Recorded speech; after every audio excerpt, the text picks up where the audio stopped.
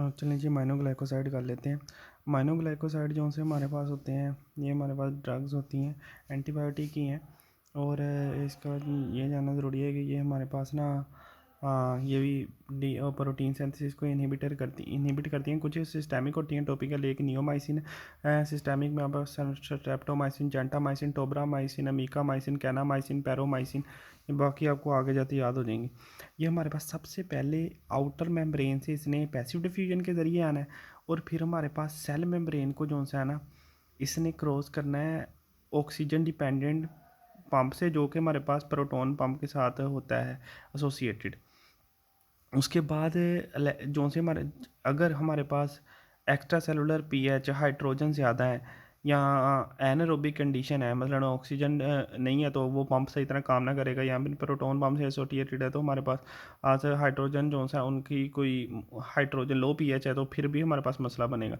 इसमें हमारे पास ये बाइंड करता है 30 सब यूनिट से, बैक्टीरियासीडल ड्रग है, और हमारे पास 30 सब यूनिट से बाइंड करके ना, एक तो इनिशिएशन कॉम्प्लेक्स नहीं बनाने देता, दूसरा miss reading of messenger RNA, और तीसरा ये ब्रेकअप कर देता है पोलीसोम को मोनोसोम में। अब आपने क्या देख लिया, सबसे पहले इसने आउटर मेम्ब्रेन से पैसिव में आया, फिर इनर मेम्ब्रेन से एक्टिव से आया, फिर उसके बाद हमारे पास इसने 30 सब यूनिट पे बाइंड किया, प्रोटीन सिंथेसिस को इनहिबिट किया, इनिशिएशन कॉम्प्लेक्स नहीं बने दिया, misreading break off polysome into functional monosome कर दिया।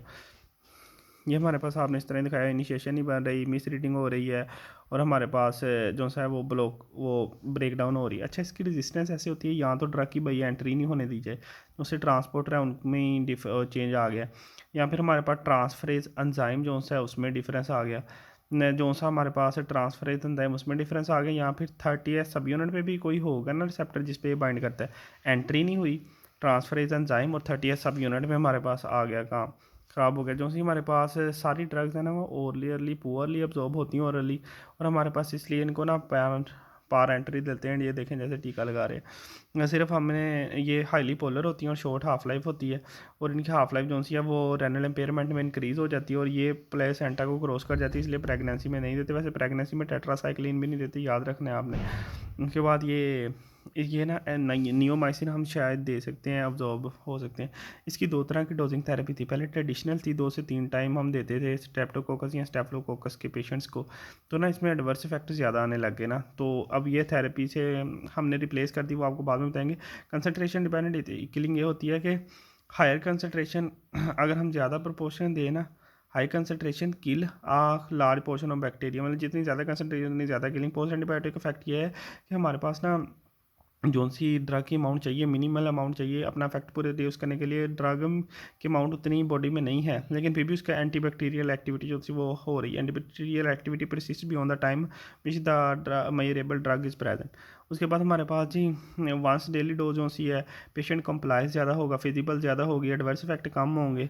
उसके बाद हमारे पास है जी एक इसका antibacterial spectrum gram negative positive दोनों पे करता है। नेगेटिव में हमारे पास इसका नेमोनिक है जी पाक बे, सूडोमोनास, एक्टिनोबैक्टर, क्लिबसेला, ब्रूसेला, एंटीरोबैक्टर, यर्सीनिया, और ग्राम पॉजिटिव में स्टैफ स्ट्रेपो और एंटीरोकोकाई। उसके बाद आपने याद रखना है कि जो से भी माइनोग्लाइकोसाइड बीटा लैक्टम के साथ मिलते हैं तो सिनर्जिस्टिक इफेक्ट होता है।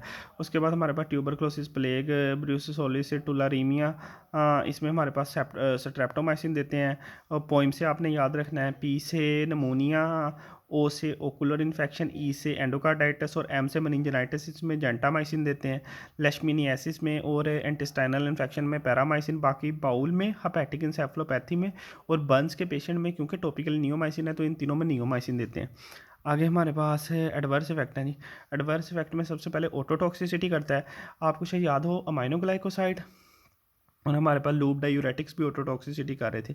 इनमें से ऑटोटॉक्सिसिटी करते हैं कान, जिसका नमोनिया kanamycin, amikacin, neomycin. Vestibular damage भी करते हैं स्ट्रेप्टोमाइसिन और जेंटामाइसिन।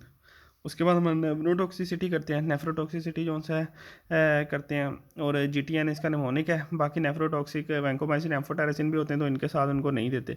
न्यूरोमस्कुलर पैरालिसिस करवाते हैं, एलर्जिक रिएक्शन कराते हैं। इस सारे ड्रग्स को आपने याद रखना है नैनो से। Nephrotoxicity, allergy, neuromuscular paralysis, ototoxicity. Ototoxicity में हमारे पास कौन से याद रखें, कैनोमाइसिन, अमीकामाइसिन और नियोमाइसिन। उसके बाद हम आपने याद रखना है नेफ्रोटॉक्सिसिटी हमारे पास जीटीएन से याद रखनी है आपने, और जीटीएन से याद रखनी है। और उसके बाद हमारे पास GTN से नेफ्रोटॉक्सिसिटी याद रखनी है, वेस्टिबुलर डैमेज स्ट्रेप्टोमाइसिन जेंटामाइसिन से, और ये वैंकोमाइसिन एम्फोटेरेसिन लोब डायूरेटिक्स से याद नहीं देते, नैनो से आपने ये सारे एडवर्स इफेक्ट याद रख लेने।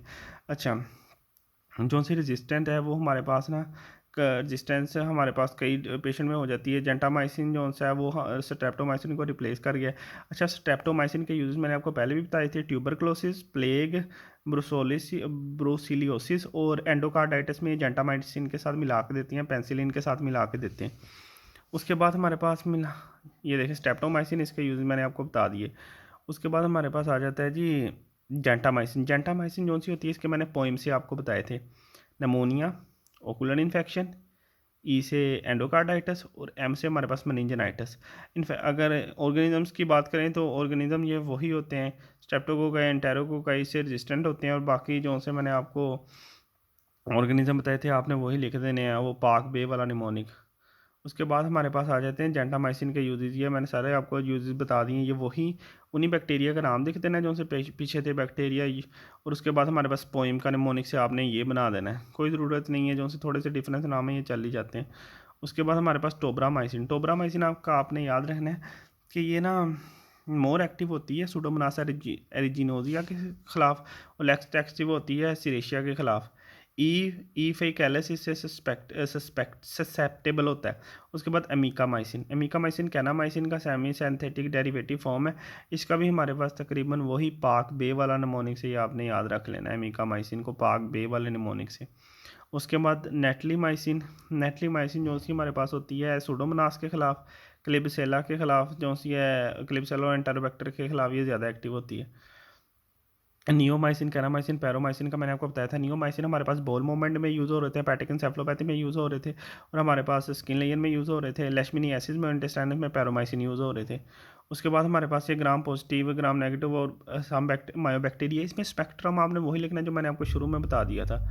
ये स्ट्रेप्टोकोकाई और एरिजिनेजिया से रेजिस्टेंट होते हैं, इतना याद करने की ज़रूरत नहीं है, यहाँ से देख लें।